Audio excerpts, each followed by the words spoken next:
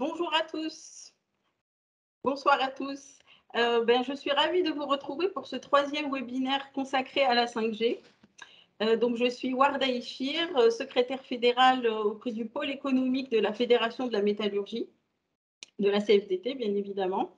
Alors, je vous préviens juste que ce webinaire est enregistré et donc vous pourrez le revoir en replay.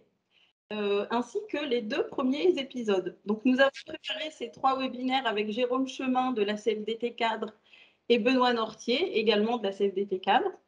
Donc, pour vous rappeler simplement le fil conducteur de ces 3 webinaires, l'idée, c'était qu'au-delà des enjeux purement techniques de réseau, finalement, les implications allaient bien au-delà. Et donc, on était face à des implications, des chamboulements économiques, sociétaux, qui relevaient finalement de questions démocratiques. Donc voilà. Donc le premier épisode finalement était assez général, donc il permettait de voir en quoi la 5G était un facteur d'accélération finalement de la digitalisation. Benoît Nortier particulièrement vous a montré que la multiplication des petites antennes avec finalement les dispositifs, la couverture satellite permettait à une multitude d'objets connectés de recueillir énormément de données, traitées éventuellement en local via l'edge computing, toutes ces données alimentant une IA. Donc voilà, donc on a aussi évoqué un peu les opportunités. Le deuxième épisode, c'était lundi, nous avons parlé économie, nous avons parlé également emploi. Nous avons vu où on en était à peu près du déploiement de la 5G, puisque finalement la 5G est plutôt faite pour les entreprises. Donc on a pris l'exemple d'Arcelor pour voir finalement que pouvait apporter la 5G à une industrie telle que Arcelor. On a également évoqué les conséquences à travers un exercice de prospective du secteur automobile. Et enfin, donc, on a pu percevoir qu'il y avait quand même pas mal certes d'opportunités, mais aussi pas mal de risques, et notamment en termes économiques, des risques de déplacement de la valeur. Nous avons également terminé sur l'emploi et puis les leviers d'action, de discussion par rapport au dialogue social. Donc, ces épisodes-là sont en replay. Aujourd'hui, on va parler de santé et d'environnement. Donc, je vais vous montrer rapidement le programme. Voilà. Alors, 5 principaux points aujourd'hui. Donc, l'introduction, je viens de la faire. Je demanderai à nos 2 invités de se présenter. Ensuite, nous aurons le plaisir d'assister à l'intervention d'Hugues Ferbeuf du Shift Project. Suite à cette présentation, nous demanderons à Pascal Guilleneuf une réaction, sachant qu'il sait de quoi il parle, il vient de Nokia, donc il est, si je peux dire, au cœur du réacteur. Ensuite, vous aurez la possibilité de poser des questions. Donc, Alexandre filtrera un peu, enfin filtrera, en tout cas sélectionnera un certain nombre de questions. Je conclurai nos échanges donc à la fin. Voilà, donc je quitte la présentation et je donne la parole à Pascal pour qu'il se présente. Oui, je me présente, donc Pascal Guilleneuf. Donc moi je suis DSC, donc CFDT chez Nokia, où je suis, j'étais plutôt ingénieur hardware, hein. Je suis également représentant de la CFDT au comité stratégique de filière infrastructure numérique, où il n'y a pas très longtemps on a sorti une feuille blanche où en gros mon travail ça a constitué à diminuer l'enthousiasme des directeurs présents envers la 5G, chose pas vraiment simple, mais bon, on va en parler tout à l'heure. Je suis également représentant CFDT au CSF électronique et depuis 1 an, conseiller au CESE. Voilà. Merci Pascal. Du coup, je vais demander la même chose à Hugues Ferber, et puis du coup, vous pourrez enchaîner sur votre présentation. Oui, merci. Je vais me présenter rapidement et je compléterai en fait au début de la présentation. Donc, moi j'ai une double casquette en fait. Enfin, j'ai passé une trentaine d'années dans le numérique, notamment dans le domaine des télécoms et des services informatiques et du conseil. Et en fait, depuis fin 2016, je partage mon temps à peu près à 50-50 entre donc une activité au sein d'un think tank qui s'appelle le Shift Project, où je coordonne les travaux relatifs au numérique. Et en parallèle, donc j'ai une activité de conseil de direction en pilotage et transition, donc à destination des entreprises, mais aussi de temps en temps d'organismes publics. Donc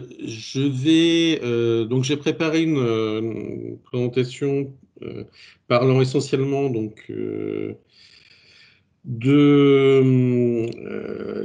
impacts environnementaux de la 5G. Je dirais également un petit mot de ce que l'on peut dire sur les impacts sur la santé, sachant que là-dessus, je serai beaucoup plus court, mais on aura peut-être l'occasion d'en discuter dans l'échange. Alors, j'espère que ça va marcher. Voilà.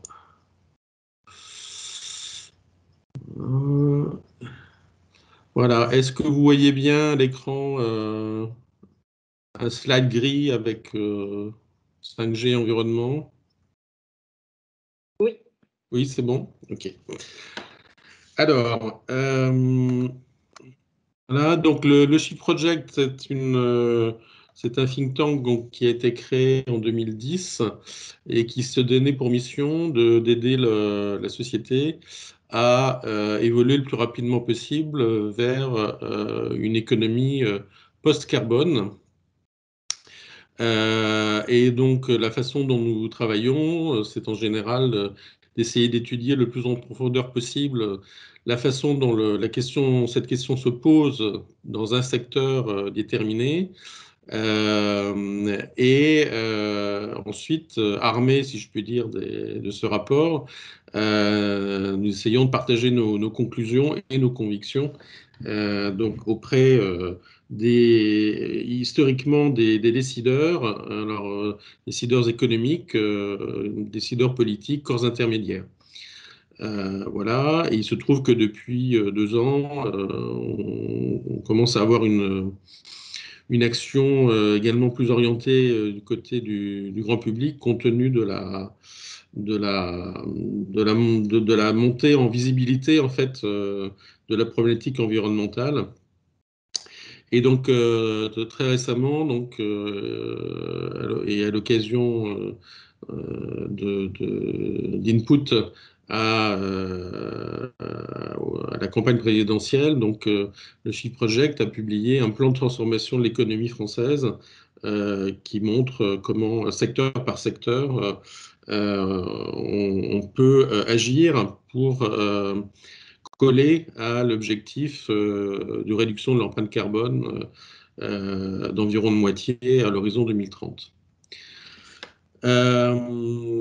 Et en ce qui concerne le numérique, donc nous avons commencé à étudier ces sujets en 2017 et ça a donné lieu jusqu'à présent à 4 rapports. Et donc c'est essentiellement sur la base de ces rapports que je vais vous partager des choses aujourd'hui. Voilà, Virtus Management, j'en ai parlé. Alors, je vais d'abord parler en fait du numérique et ensuite je passerai plus spécifiquement à la 5G. Et en fait, Ishir, dans son introduction, a bien expliqué que finalement la 5G, c'est une accélération d'un processus de digitalisation qui est déjà en cours. Et au-delà des antennes et des équipements actifs plus ou moins visibles du réseau 5G, en fait, la mise en place de la 5G et des services qu'elle permet de fournir a des impacts sur le reste de la chaîne du numérique. Et donc, si on veut véritablement s'intéresser à l'impact environnemental de la 5G, ben, il faut en fait s'intéresser à l'impact de la 5G sur l'empreinte environnementale du numérique. Donc, cette empreinte environnementale, si on regarde les émissions de gaz à effet de serre, elle est d'ores et déjà significative, hein, puisqu'elle représente à peu près 3,5% des émissions mondiales, un peu moins en France, de l'ordre de 2 à 2,5%. Ce qui veut dire au plan mondial plus que le transport aérien. Et ce qui est préoccupant, en fait, c'est un rythme de croissance qui est très élevé, puisqu'il est d'aujourd'hui de l'ordre de 5 à 6%. Et que s'il n'y a pas, je dirais, de bifurcation dans la façon dont nous utilisons et nous produisons du numérique, il n'y a pas de raison de penser que ce rythme de 6% change, je dirais, dans le bon sens, en tout cas, dans les 10 ans qui viennent. Et si jamais nous n'arrivons pas à faire ces bifurcations, eh bien, il est probable, si les autres secteurs arrivent, eux, à se décarboner, il est probable que le numérique représente, à l'horizon 2030, de l'ordre de 11 à 15% en fait, des émissions, ce qui serait extrêmement important et, je dirais, interloquant. L'autre chose qu'il faut avoir en tête, c'est que une grosse partie en fait de cette empreinte carbone est liée aux terminaux, que ce soit dans leur phase d'utilisation, parce qu'on en a beaucoup. Donc même si chacun consomme peu d'électricité, eh bien quand on en a 20 milliards, forcément, ça finit par être significatif, mais également une forte contribution en fait de la production des équipements à cette empreinte carbone. Environ 40% de l'empreinte carbone du numérique est liée à la production de nouveaux équipements. Ce qui veut dire que les autres composantes du numérique ont un poids nettement plus faible, hein, que ce soit les data centers ou les réseaux, même si chacune de ces catégories est clairement sur une trajectoire croissante.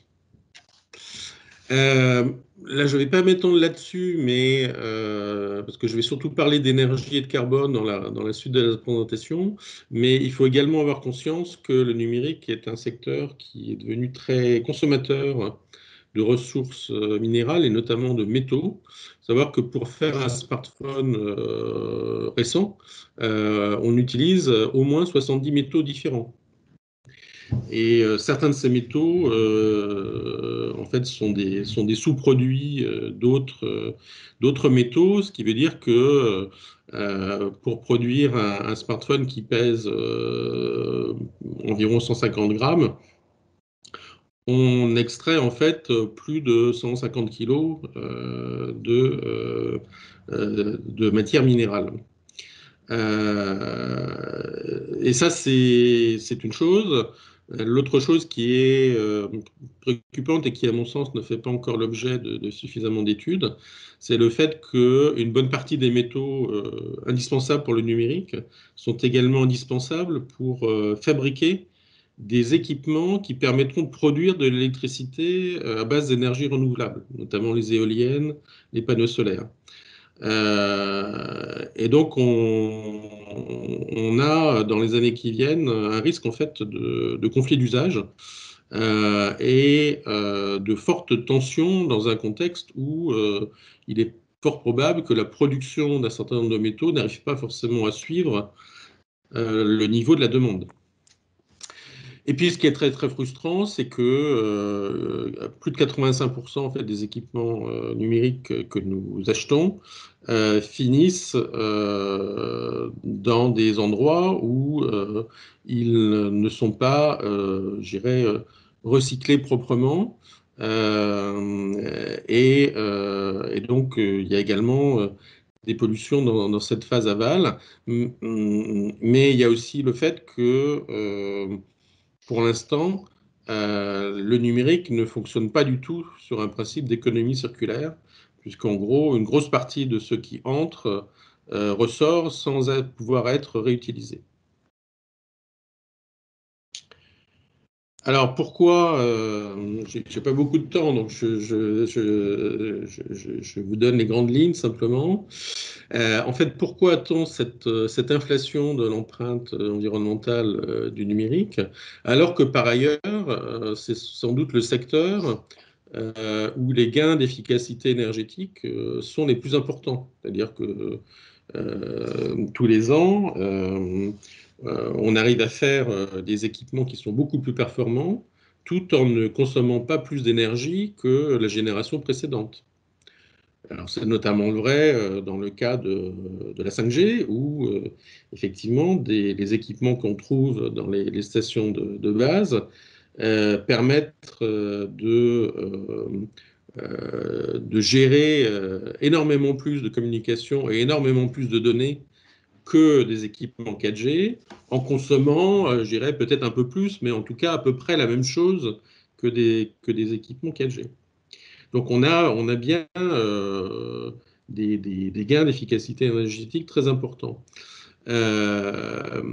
Mais malgré ça, on a en fait une augmentation de l'empreinte carbone, tout simplement parce que les volumes numériques, que ce soit le nombre d'équipements qu'on produit, les parcs d'équipements installés ou les volumes de données que l'on gère et qu'on transporte, eh bien ces volumes numériques, en fait, ils augmentent plus vite que nos gains d'efficacité énergétique.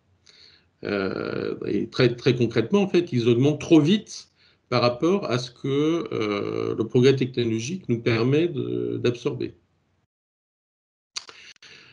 Et cette hyperinflation en fait, des volumes numériques, elle est liée un tout petit peu au fait que tous les ans, il y a une partie croissante de la population mondiale qui a accès au numérique, mais elle est surtout liée au fait que notre intensité d'équipement numérique augmente sans cesse.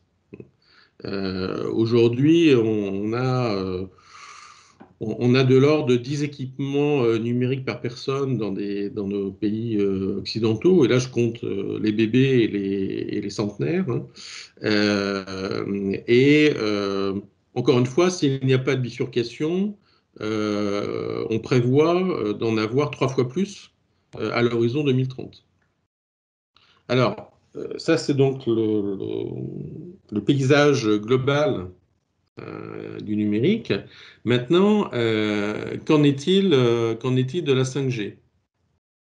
Alors, ce qu'il faut déjà comprendre, c'est que la 5G, donc, c'est effectivement une nouvelle génération de réseaux mobiles, mais cette nouvelle génération ne remplace pas, en tout cas pas instantanément, les générations précédentes. Donc, en fait, c'est un réseau qui se rajoute à des réseaux existants. Aujourd'hui, on a encore de la 4G, de la 3G et même de la 2G. Et sur chacun de ces réseaux, il y a des clients et certains de ces clients sont clients à travers des processus industriels, des automatismes qui sont calibrés, je dirais, pour utiliser un certain type de réseau. Et la capacité à les transférer sur de nouveaux réseaux, je dirais, existe, mais elle évolue plutôt au rythme des secteurs en question plutôt qu'au rythme du numérique. La deuxième chose qu'il faut avoir en tête, c'est que, en fait, à chaque génération, donc, on a évidemment des performances techniques qui sont plus importantes, et notamment le fait que le débit disponible, la bande passante disponible quand on est sur ce réseau, augmente significativement. D'accord ? Donc on a une forte augmentation en passant de la 3G à la 4G, et également une augmentation sensible en passant de la 4G à la 5G. Là, c'est des ordres de grandeur hein, pour fixer les idées. Mais ce qu'il faut également avoir en tête, c'est que ce qui permet en fait ce gain de performance technique, bien sûr, c'est une meilleure technologie, bien sûr, ce sont des protocoles plus efficaces en termes d'utilisation du spectre radioélectrique, mais c'est aussi, je dirais surtout, le fait qu'à chaque fois, on monte en fréquence. Euh, donc, typiquement, aujourd'hui, en 5G, la bande cœur, c'est la bande 3,5 GHz. Rien n'empêche effectivement d'utiliser la 5G sur des bandes plus basses, sauf qu'on n'aura pas du tout les mêmes performances que sur le 3,5 GHz. Et aujourd'hui, on commence à regarder l'utilisation de la 5G dans la bande des 26 GHz à l'horizon, Pascal pourra peut-être compléter, mais je dirais autour de 2024. Le travail est déjà lancé pour la 6G. Et là, pour la 6G, on sait que l'on vise des bandes de fréquences qui sont en gros au-delà de 100 GHz, voire de l'ordre du THz.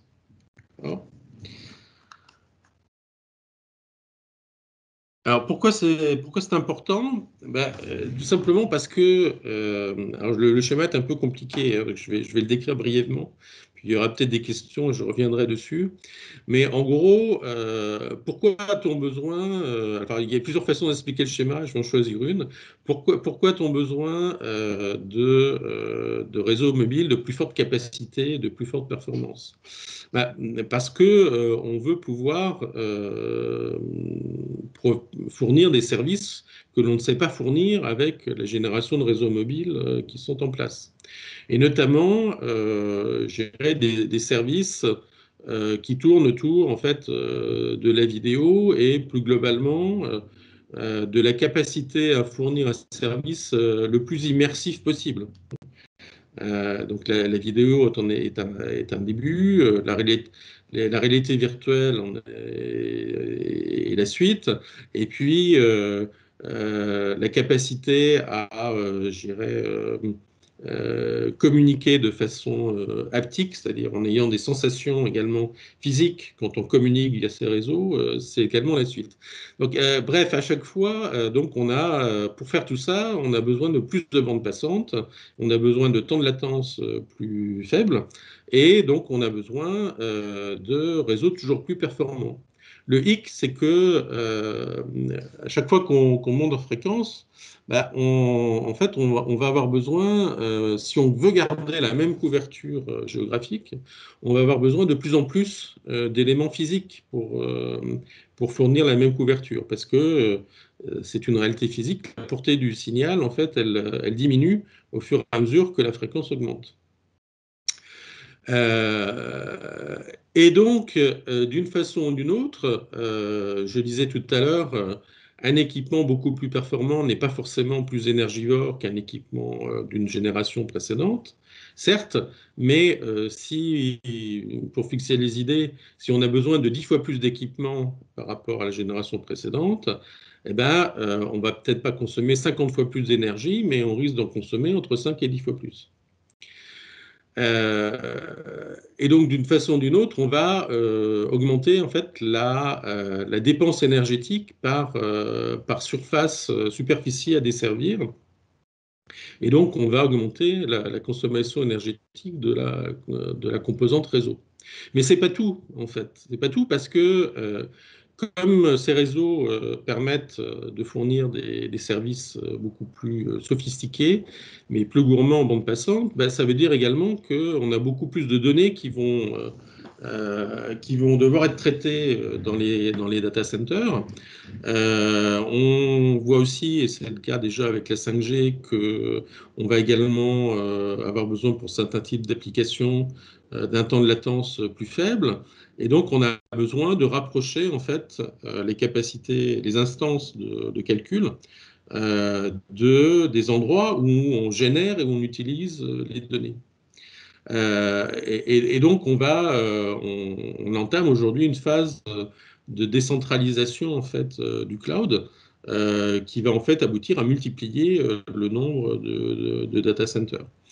Et puis en parallèle, évidemment, pour ces nouvelles applications, il faut de nouveaux terminaux, que ce soit des terminaux, je dirais, de type Internet des objets qui vont permettre donc aux objets de communiquer entre eux, ou des terminaux, je dirais, orientés immersion, réalité virtuelle, dont les premiers exemples sont les casques de réalité virtuelle. Évidemment, ces terminaux ne vont pas se substituer aux terminaux existants, mais ils vont là aussi s'ajouter à ce qui existe déjà. Et puis, en fait, un dernier point, mais à mon avis, c'est très important, et ça n'est pas qu'un... Enfin, ça appelle des réflexions qui ne sont pas des réflexions techniques.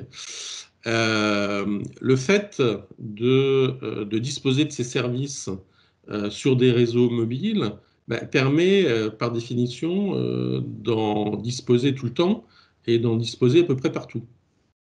Ce qui veut dire également donc que notre capacité à consommer ces services augmente d'autant, puisque par exemple, des services qui aujourd'hui, le jeu du jeu en ligne à haute définition qui n'est accessible aujourd'hui que chez soi à travers un réseau en fibre optique, eh bien, va pouvoir être utilisé sur la 5G en mobilité.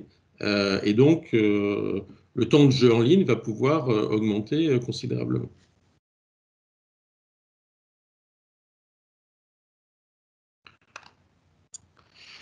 Donc, pas de trop long, j'accélère un peu. En gros, je pense que là aussi Pascal aura des choses à commenter. Clairement, oui, la 5G arrive avec des gains d'efficacité énergétique dont j'ai déjà parlé, et puis également l'espérance que la 5G permette de mettre en place des solutions connectées qui serviront à éviter des émissions par ailleurs, dans les secteurs où on mettrait en place ces solutions connectées. Bon, le problème, c'est que de ce côté-là, on a beaucoup de mal à quantifier, en tout cas, les gains effectifs, et on a encore plus de mal à quantifier les gains potentiels. Par contre, ce qu'on sait, c'est que, là encore, à couverture géographique identique, on a clairement une augmentation de la consommation énergétique du numérique qui accompagne, je dirais, le déploiement et la mise en œuvre de la 5G. On a également une accélération de l'Internet des objets, puisque de facto, la 5G devient un standard auquel vont pouvoir se référer les centaines ou les milliers d'entreprises proposant des équipements connectés. Donc, clairement, en ce qui concerne la France, le Haut Conseil pour le climat avait fait une étude en 2020 qui montrait que le déploiement choisi, c'est-à-dire la 5G du cahier des charges, va augmenter effectivement l'empreinte carbone du numérique d'environ 30% à l'échéance 2030. Et que, en parallèle, la consommation d'électricité du secteur numérique va elle aussi augmenter. Et pourrait, alors que le numérique aujourd'hui représente 10% de la consommation électrique française, il pourrait représenter de l'ordre de 14 à 15% en 2030, donc une augmentation significative. Avec un sujet dont, à mon avis, on sera amené à reparler dans les années à venir, qui est que les scénarios retenus par RTE, en fait, pour calibrer son outil de production à cette échéance, les scénarios retenus en ce qui concerne le numérique sont, à mon sens, trop optimistes.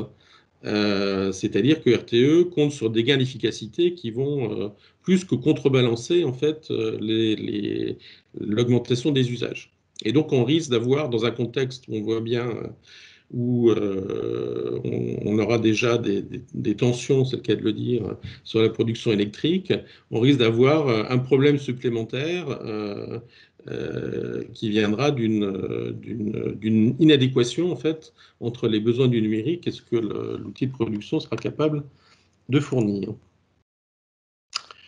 Voilà, pour dire un mot donc, de ce qui concerne la santé, je m'appuie sur des choses qu'on a expliquées donc dans un rapport qu'on a publié fin 2020, qui s'appelle Déployer la sobriété numérique, et où on s'était intéressé aux effets du numérique en fait sur la santé, mais également de façon plus générale sur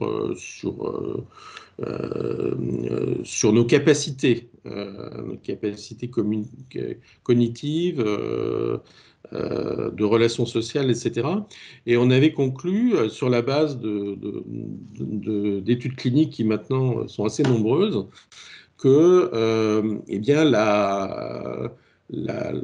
l'hyperconsommation numérique a également des impacts délétères, pas seulement dans le champ environnemental, mais également dans le développement des capacités cognitives en ce qui concerne les enfants et les adolescents, ne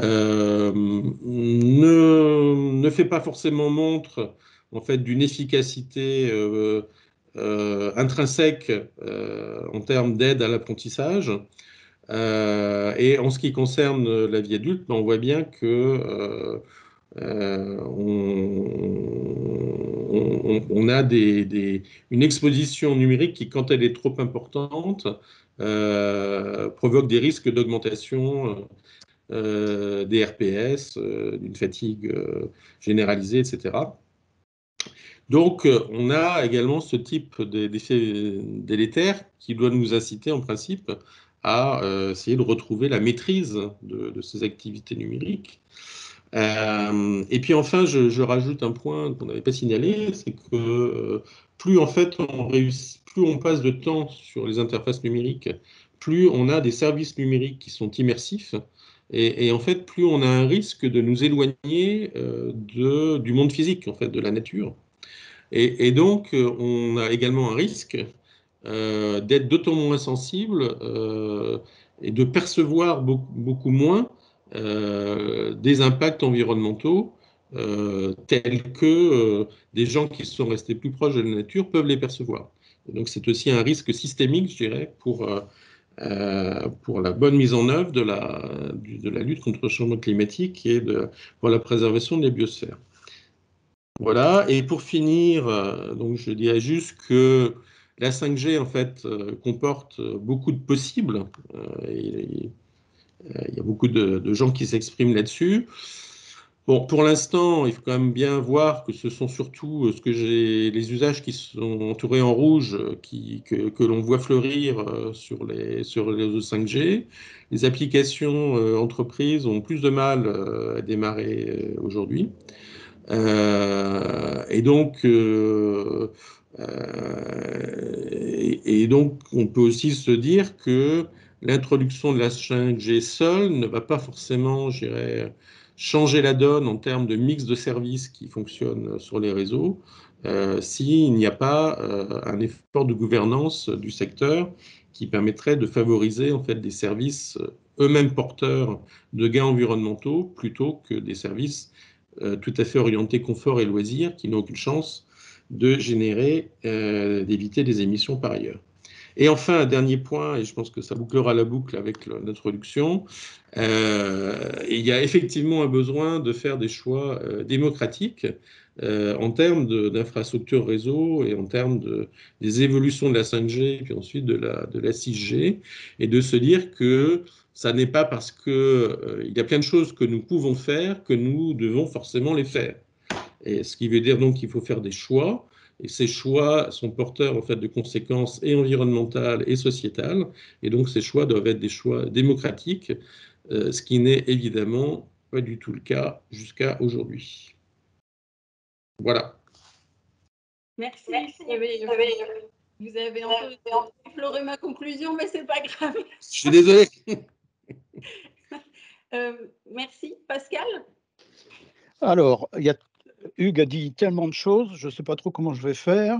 Alors déjà, quand même, je suis moi-même shifter, donc je, comment dire, j'épouse pas mal de choses parmi ce qui a été dit, donc je vais essayer de faire un peu l'avocat du diable. En gros, quand on pose la question, quand on présente ça, comment est-ce qu'on réagit? Alors, je commence par un truc qui a été dit au ministère il n'y a pas très longtemps. C'est en gros, sur la 5G, on n'est pas en retard, mais il faut accélérer. J'ai trouvé cette phrase assez remarquable parce que, elle montre qu'il y a quand même quelques difficultés à vendre euh, un terminal qui ne fait pas beaucoup mieux qu'en 4G. Donc, moi, personnellement, aujourd'hui, j'en vois pas l'intérêt. Donc, peut-être un jour, hein, je parle vraiment marketing, je parle jeu, je parle comment dire, télécharger un film, pas celui que vous pensez, chercher un beau film. Voilà. Alors peut-être qu'un jour ça va m'intéresser, mais là aujourd'hui, ça ne m'intéresse pas. Enfin, j'y vois pas d'intérêt, donc ça pose un problème. Donc, d'où le relais, des nouveaux relais nécessaires, peut-être dans les entreprises, où là, il y a quelque intérêt à ne pas mettre de la fibre optique partout, parce que c'est des câbles partout, il faut les changer souvent, et peut-être de les relier par radio. Alors 5G ou autre, aujourd'hui c'est plutôt d'ailleurs en 4G qu'il s'agit de faire. Un petit mot sur la santé. Alors, c'est bien ce qu'a dit Hugues, mais en général, la question qui est posée, c'est est-ce que les ondes électromagnétiques de type 5G sont dangereuses ou pas? Alors ça fait 30 ans que la même question est posée. Ce qui est bien, c'est que ça fait 30 ans qu'on a un recul de 30 ans. Alors, l'ANSES régulièrement produit, enfin, vous savez, l'Agence pour la santé produit régulièrement des rapports. Alors, ils diront jamais c'est pas dangereux. Ce qu'ils disent, c'est que le danger est peu probable. Alors, ça veut dire qu'il y a des gens qui peuvent mal s'en sortir. Alors quand même, au niveau technique, il y a des normes. Alors il y a des on sait, jusqu'où ne pas aller en termes de champ magnétique. Je vais essayer peut-être pas trop, technique, mais c'est clair, on peut avec une antenne de la radio, s'il y a beaucoup de puissance et si la fréquence est, élevée, enfin pas trop élevée, mais élevée, on va, faire vibrer les molécules d'eau et donc on va faire chauffer le machin et donc moi j'ai vu et j'ai fait cuire un œuf avec, une antenne un peu, puissante. Donc le sujet est effectivement, problématique. Sauf que, encore un petit peu de physique, la puissance, décroît avec je crois le carré de la distance, donc ça baisse assez vite, hein. Non mais plus on s'éloigne, plus ça baisse et avec en multipliant, hein, le coefficient. Donc du coup, quand on fait des mesures donc, c'est dangereux que lorsqu'on est à peu près à 250-430 volts par mètre. La norme nous ramène à 28-61, la différence c'est la fréquence. Et puis quand on fait des mesures, on est plutôt du côté des 2 volts par mètre. Donc il y a vraiment deux ou trois coefficients, voire une dizaine de coefficients. Donc c'est là-dessus que ça répond pour dire c'est pas trop dangereux, hein. Et puis il y a par exemple des villes comme Rennes, Lyon, qui font les mesures eux-mêmes maintenant, parce que en les confiant à d'autres cabinets, il y avait un espèce de doute. Donc ces villes, on va dire écolo pour simplifier, je crois qu'il y a Lyon aussi, enfin du côté des gens qui étaient un peu anti-5G, ils se sont mis à faire des mesures et ils ont retrouvé, on peut regarder sur des sites, des mesures très en deçà de la problématique. Donc c'est un sujet, c'est toujours un sujet, mais on va dire, c'est peu probable d'un point de vue santé que ce soit dangereux. On ne sait pas trop pour le 26 gigas dont a parlé Hugues, donc là ça mérite de nouvelles mesures. Plus la fréquence est élevée, donc ça va gigoter plus vite, hein. Là, la molécule d'eau va bien répondre à cette fréquence élevée. Et donc, si ça gigote plus vite, ça chauffe plus. Donc, alors, comme quand même la puissance est moindre, hein, Hugues l'a dit tout à l'heure, donc on ne sait pas trop quel va être le bilan des recherches à faire. Euh, Décrit ah, le micro-ondes finalement, le fonctionnement d'un four à micro-ondes. ah oui, sauf que lui, le four à micro-ondes, il est du côté de, je crois, 3-4 gigas, je ne sais plus exactement. Et surtout, il est puissant. Donc, il est fait pour cuire. Donc, on y met la puissance, hein. Mettez pas votre chat à l'intérieur, sinon vous allez le retrouver en bouillie, hein. Essayez avec un œuf, c'est assez rigolo. Euh, alors après, donc, moi, dans tout ce qu'a dit Hugues, qu'est-ce que je peux rajouter? Ouais, l'accélération. Alors, je pense qu'il voulait parler de l'accélération en termes de données, hein. D'un point de vue technologique, ça c'est un des problèmes, c'est que c'est une continuité. C'est-à-dire que les ingés télécoms ou les informaticiens, c'est pas facile de les virer. Il faut leur donner du boulot. Donc quelque part, il y a ce besoin d'innovation, besoin étant besoin au sens économique, hein, au sens financier. Et donc tout ça, quand même, le premier moteur, ça reste la finance, ça reste le capitalisme, ça reste les entreprises. Hein. Euh, oui, alors j'ai essayé de trouver quand même quelques points positifs. Alors là, on a vu s'écrouler quand même, enfin s'écrouler, diminuer les gaz à effet de serre pendant la pandémie, eh bien, parce qu'on a moins utilisé sa voiture. Je prends un exemple simple, hein, parce que sinon il y en a pour long. Et à côté de ça, on a fait du télétravail. Donc, quelque part, je fais l'avocat du diable, hein. Encore une fois, quelque part, l'électronique, hein, au sens général, permet quand même de diminuer le gaz à effet de serre. Mais quand tout le monde fera de l'électrique vert, eh ben, du coup, on aura diminué d'un coup, enfin d'un coup, 2035, 2040, hein, donc on aura sans doute besoin d'aller chercher ailleurs. Donc ça, c'est la petite critique que je ferai à Hugues, c'est quand on parle en proportion, on peut vendre quelque chose qui n'est pas vraiment une réalité. Donc moi, je préfère travailler en valeur absolue. Donc une fois qu'on aura du temps, c'est quand tout à l'heure tu as dit, et il a raison, hein, on va en pourcentage, quand on aura diminué le reste, eh ben, la partie pour l'électronique ou le numérique sera plus importante. Alors il faut voir si dans l'absolu, est-ce qu'elle va diminuer. Alors pour qu'elle diminue, alors, ça peut ne pas diminuer, hein, c'est un problème de chiffre, c'est juste que ce n'est pas les mêmes proportions. Donc pour que ne diminue pas, clairement, et c'est là où je suis d'accord, la sobriété est sans doute la première des choses, hein. Qu'est-ce que c'est que la sobriété? Je sens que je vais être très long, donc je vais essayer de raccourcir pour pas trop en faire et répondre aux questions qui sont sans doute du même acabit. Donc, qu'est-ce que c'est que la sobriété? Moi, j'ai posé la question, est-ce qu'on pourrait rallonger la durée de vie d'une génération? En face de moi, j'ai eu des gens de marketing qui me disent: «Ah non, vous savez combien ça nous coûte? Ça nous coûte, hein, c'est toujours la même chose, ça nous coûte les enchères, ça nous coûte l'installation de la nouvelle génération, ça nous coûte ce qu'on appelle le swap, c'est-à-dire le changement de l'ancienne génération par la nouvelle, donc c'est horriblement cher. Donc le modèle, il est tel qu'il faut plus de consommation et changer plus souvent possible son portable. Donc là, il y a un vrai problème, là, il y a un modèle. Tant que le modèle n'a pas changé, ça sera les individus qui vont devoir le faire. Donc là, on a comme un petit problème là à résoudre, ça tant que ceux qui font les infrastructures et ceux qui font les portables, ils sont plutôt asiatiques qu'européens. Donc, ils n'ont pas tout à fait le même modèle que nous. Donc, nous, on réfléchit à ça. Je ne suis pas sûr qu'en Chine, ils réfléchissent au gaz à effet de serre. En tout cas, pas chez les personnes. Voilà, bah, du coup, le reste, ça va être un peu des répétitions. C'est quand même un petit point. La consommation, c'est quand même très important. Les opérateurs nous demandent à nous constructeurs de diminuer la consommation, donc d'améliorer l'efficacité énergétique, parce que le kilowattheure leur coûte très cher, hein, alors encore plus en ce moment. Donc c'est quand même une donnée très importante. Donc nous, c'est un de nos boulots de diminuer la consommation. Le problème, et Hugues l'a dit, c'est qu'on additionne les générations. Donc aujourd'hui, il l'a dit, il y a toutes les, il y a toutes les générations. Et entre une génération 4G et 5G, la 5G est beaucoup plus efficace énergie. Mais elle se superpose à la 4G. Aujourd'hui, à l'heure qu'il est, là, on ne fait pas on ne téléphone pas en 5G sans utiliser un réseau 4G. Donc il faut la 4G et la 5G aujourd'hui. Plus tard, dans 1 an, 2 ans, alors on appelle ça standalone. Là, ça pourra marcher tout seul. C'est là qu'on aura les latences les plus faibles, mais on n'y est pas encore. Et puis après, derrière, il y aura le 26 gigas, puis etc., etc. Donc c'est des accumulations de générations. Et quand quelqu'un comme Nokia ou Orange dit la 5G est moins énergivore, c'est la 5G toute seule. La 5G, dedans 5 ans, 6 ans, 7 ans, 10 ans, je ne sais pas quand ça sera tout à fait prêt. Donc là, il y a beaucoup de communication là-dessus. Voilà, bah, je vais arrêter là-dessus pour laisser les questions se poser, sinon je peux en parler longtemps, comme Hugues. Merci beaucoup Pascal. Avant de laisser répondre Hugues, je vais peut-être demander à Alexandre s'il a repéré quelques questions. Alexandre?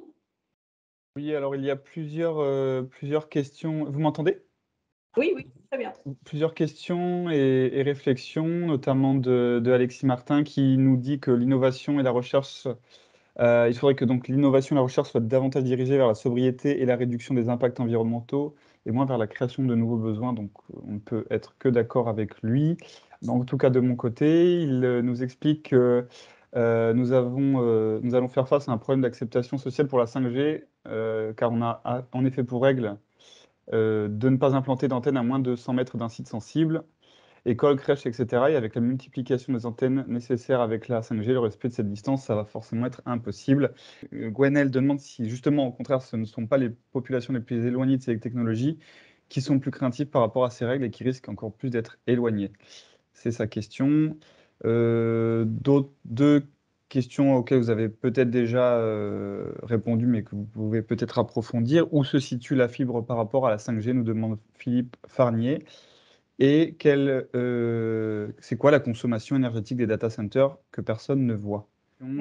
Oui, je voulais juste, non pas répondre à Pascal, mais rajouter des choses sur ce qu'il a dit. Et effectivement, il y a un certain nombre d'applications numériques qui potentiellement doivent nous permettre de réduire des émissions par ailleurs. Ça, on est tout à fait d'accord. En même temps, en fait, l'essentiel de l'empreinte environnementale du numérique, elle ne vient pas de ces applications qui potentiellement permettent d'éviter les émissions. Aujourd'hui, 70%, presque 80% de la bande passante du trafic sur les réseaux mobiles, c'est de la vidéo. Et c'est de la vidéo, c'est pas ce qu'on est en train de faire, hein. C'est essentiellement de la vidéo de loisirs. C'est le film dont Pascal parlait. Et donc là, il y a très peu de chances que ça permette d'éviter des émissions significatives. Donc, et quand on parle de sobriété, encore une fois, sobriété, il ne s'agit pas d'arrêter d'enrichir nos usages numériques. Il s'agit juste de trouver un rythme qui permet de maîtriser la consommation et de ressources et d'énergie. Et donc, typiquement, si au lieu d'avoir un rythme de croissance de 45% du trafic sur les réseaux mobiles, on descendait à 25%, on peut faire le calcul, on aurait une empreinte environnementale qui aurait plutôt tendance à se stabiliser, voire à décroître. D'accord ? Et 25% de croissance des usages, c'est quelque chose dont tous les secteurs, hormis le numérique et peut-être les biotechnologies, rêveraient de toute façon. D'accord ? Et donc après, ça retentit sur la deuxième chose qu'il a dit, effectivement. Ce qui est au cœur du système, ce sont des modèles d'affaires qui, intrinsèquement, en fait, sont énergivores. C'est-à-dire que, en fait, moi j'ai fait le calcul récemment. Si on regarde l'évolution du trafic Internet, 75% de la croissance du trafic Internet, elle vient de 6 entreprises, les GAFAM. Donc, et pourquoi? Tout simplement parce que, je n'ai pas trop le temps d'expliquer là en détail, mais elles ont un modèle d'affaires qui, en fait, qui se sert finalement de la matière numérique comme l'élément de création de valeur. D'accord. Et en plus, elles ont un modèle d'affaires où elles ne paient pas quasiment le coût d'accès à cette matière numérique. Ce qui n'est pas le cas des opérateurs télécoms par ailleurs, hein, qui eux doivent écouler le trafic sans que ça leur rapporte forcément tout ce qu'ils espéreraient quand ils lancent une nouvelle génération de réseaux mobiles. Je ferme la parenthèse. Donc oui, le débat devrait se déplacer en fait sur quels sont les modèles d'affaires qu'il faut mettre en place pour être compatible en fait avec la contrainte et la transition environnementale. Premier point. Deuxième point, sur l'impact de la 5G par rapport aux différents... Peut-être, du coup, on peut répondre à la question sur les data centers. Vas-y. Ouais. Alors, les films, les photos, elles vont... Alors, le cloud, donc les data centers. Donc, de toute façon, chaque fois qu'on prend une photo, surtout si on a une quinzaine à prendre le but réussi, là, ça fait dire qu'il y a plein de photos qui vont se retrouver dans le data center, enfin dans le cloud, dans les data centers, on ne sait pas trop où. Hein. Et puis ça, c'est quelque chose. Autrefois, c'était un papier qu'on mettait, enfin un papier photo qu'on gardait dans un coin. Maintenant, c'est quelque chose qui est stocké quelque part, qu'on verra peut-être plus jamais. Donc là, c'est une problématique. Qu'est-ce qu'on fait du film qu'on stocke, que éventuellement même des milliers, des millions de gens stockent? Qu'est-ce qu'on fait ça? Et ça, il l'a dit, Hugues, c'est la richesse, enfin pardon, c'est la croissance des GAFA. Hein. C'est avec ça, c'est ce qu'il a dit, d'une autre manière que moi tout à l'heure, c'est eux, ils se nourrissent de ça. Hein. Avec un tout petit, je fais juste un petit, aujourd'hui, les GAFA se payent leur réseau de câbles sous-marins. Hein. Les câbles sous-marins, c'est par là que Ouais. passe la plus grande partie des données, mais les câbles sous-marins, c'est beaucoup moins cher que les antennes. Hein. Faut pas confondre les deux, mais c'était juste pour corriger un petit peu. Alors, si on prend, alors moi, c'est des chiffres que j'ai, Hugues en a peut-être d'autres, si on prend un réseau complet, moi, les chiffres que j'ai, c'est allez, on va dire presque 50. Alors, en consommation, hein, en consommation électrique, non pas en GES. GES, les travaux du chiffre project sont plus précis. Donc, en consommation électrique, on a 47%, donc presque 50% pour le mobile. Hein. On a à peu près 13% pour la partie fixe des données. Donc, à l'intérieur de la partie fixe, il y a la fameuse fibre optique, surtout en France. Hein. Moi, j'ai à peu près 11% pour la partie infrastructure radio, hein, et j'ai 29-30% pour les data centers. Donc, la plus grosse partie, toujours pareil, les terminaux. Hein. La deuxième plus grosse partie, les data centers. Et puis ensuite, le réseau. Mais on va dire, si on fait la somme du réseau radio et du réseau fixe, on va se retrouver à un truc, allez, 50%, 25-25. Juste pour simplifier un petit peu, pour essayer de répondre à la question qui a été posée sur les data centers, donc environ un tiers de la consommation. Ouais. Ce qu'il faut voir aussi, c'est qu'on est même engagé là sur une évolution où on va trouver des data centers de taille extrêmement différente, certains qui vont faire des dizaines d'hectares de taille, mais jusqu'à, j'allais dire, jusqu'à l'équipement qu'on va retrouver dans le placard de l'étage de l'entreprise, avec un serveur ou deux serveurs, et même, j'irai plus loin, puisque aujourd'hui, quand on regarde l'intelligence artificielle, la tendance, c'est de décentraliser en fait le plus possible cette intelligence artificielle. Donc en fait, on va équiper de capacités de calcul de plus en plus d'objets. Donc d'une façon ou d'une autre, on va tous évoluer petit à petit dans un data center virtuel. On peut dire ça comme ça. Merci, merci messieurs. Là, le temps est presque écoulé, donc je vous remercie, donc Pascal Guilneuf, Hugues Verboeuf, de votre participation et de vos apports. Donc merci à ceux qui nous regardent de nous avoir suivis. Je vous rappelle que les 3 épisodes de ces webinaires consacrés à la 5G sont disponibles donc en replay pour augmenter la consommation énergétique. Hein. Non, mais en fait, bon, enfin voilà, on voit bien que ces évolutions-là, elles sont porteuses du meilleur, mais aussi de choses peut-être un peu plus contestables. Alors, on espère que vous y voyez un petit peu plus clair sur la 5G et surtout sur ses implications qui vont bien au-delà donc des questions techniques. Alors, pourquoi avoir organisé 3 webinaires? Vous l'avez compris, Hugues en a parlé tout à l'heure. Il n'y a pas vraiment eu, on ne nous a pas vraiment demandé notre avis. Et il n'y a pas vraiment eu de débat. Vous vous souvenez, en automne 2020, le président de la République a fermé, qui a complètement finalement ironisé sur les personnes qui voulaient revenir au modèle Amish, la lampe à huile. Donc du coup, bon, il n'y a pas eu de débat. Est-ce que l'argument de la compétitivité des entreprises, tout le monde y va, donc on y va, on est obligé d'y aller, est-ce que ça suffit?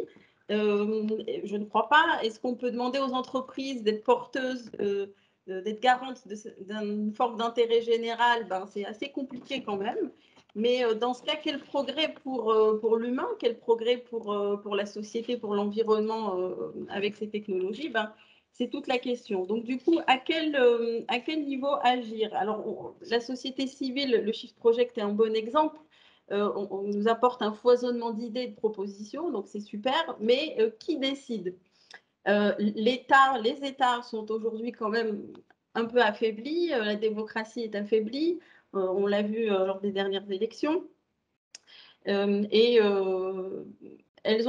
États ont tendance à céder une partie quand même de leurs prérogatives politiques aux entreprises. Je fais référence au livre de Pascal Demurger, L'entreprise du XXIe siècle sera politique ou ne sera pas. Et on voit bien que on a tendance à parler moins de réglementation que de régulation. Régulation, ça veut dire que c'est aux acteurs eux-mêmes de trouver les solutions. Alors, dans l'absolu, c'est bien de se rapprocher du terrain. Bon, voilà, c'est là-dessus aussi que nous prospérons nous essayons de prospérer avec la négociation. Néanmoins, les rapports de force permettent, les rapports de force près du terrain rendent les choses quand même plus compliquées que dans l'idéal. Donc, si on admet que les entreprises ont un rôle politique de plus en plus important, alors qu'il soit positif ou négatif d'ailleurs, hein, positif parce que finalement les entreprises produisent aussi finalement ce que nous mangeons, nos maisons, notre électricité. Donc ça, c'est un impact positif. Mais il y a aussi des impacts négatifs. On a vu l'impact sur l'environnement. Et là, je fais aussi un petit détour sur les risques liés aux GAFAM, à la société de surveillance. Shoshana Zuboff, sociologue de Harvard, qui parle de l'âge du capitalisme de surveillance. Je trouve que son analyse est assez pertinente. Elle dit en gros que lors du XXe siècle, on s'inquiétait des totalitarismes d'État. Aujourd'hui, demain, les risques se déplacent vers le privé. Le problème, c'est que son bouquin est un peu gros. Voilà. Donc, le risque demain, c'est le totalitarisme d'entreprise, le totalitarisme privé, grâce à tous ces moyens d'espionnage. Donc, bref, si on admet que ces entreprises-là ont un rôle politique, donc on peut légitimement se poser la question, il n'y a plus de raison qu'elles soient en dehors du champ démocratique. J'entends par là qu'on vit dans un État démocratique, sauf dès lors qu'on entre dans notre entreprise, dans celle où on travaille. Et là, c'est terminé, il y a plus, on n'est plus tout à fait dans la démocratie. Nous n'avons le droit de décider que ceux qui détiennent une partie du capital. La démocratie, c'est je suis un citoyen, j'ai une voix. Voilà, quel que soit mon niveau de richesse. Donc, plus de démocratie donc en dehors de l'entreprise, on nous demande notre avis, mais aussi dans l'entreprise. Alors, la démocratie dans l'entreprise, évidemment, en tant qu'organisation syndicale, c'est notre terrain de jeu. On a toute notre place. Et donc, voilà, donc pour les militants, les adhérents, il faut qu'on s'empare de ces sujets syndicalement, bien évidemment. Donc, alors évidemment, on a choisi l'angle 5G, mais je pense que vous l'avez compris, à vous d'adapter finalement le sujet en fonction de votre réalité, de vos réalités. Ça peut être l'IA, ça peut être des investissements en robots, ça peut être la gestion des données, la gouvernance des données. Bon, donc à vous d'adapter. Et donc voilà, donc en dehors de l'entreprise, on ne peut appeler qu'à ouvrir le débat au sein de la CFDT au niveau national, des jurys également, des autres fédérations, pourquoi pas, et à toutes les sections qu'ils souhaitent. Voilà. Donc merci de votre attention, merci à la CFDT cadre, merci à la FGMM. Et puis, eh bien, bonnes vacances. Voilà. Au revoir. Merci Au revoir, beaucoup. merci. Au revoir. Au revoir. Au revoir.